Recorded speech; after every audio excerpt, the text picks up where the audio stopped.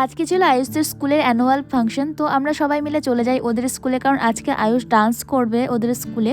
তো আয়ুষের এটা ছিল ফার্স্ট পারফরমেন্স বলতে পারো স্কুলের মধ্যে।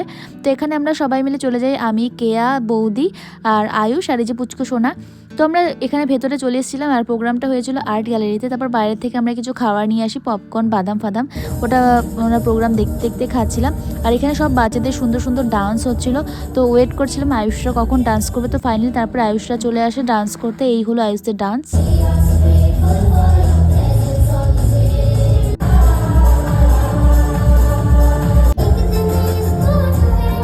এখানে সবার ডান্স দেখে আমাদের পুচকু সোনা হেভি ডান্স করছিল, দেখো।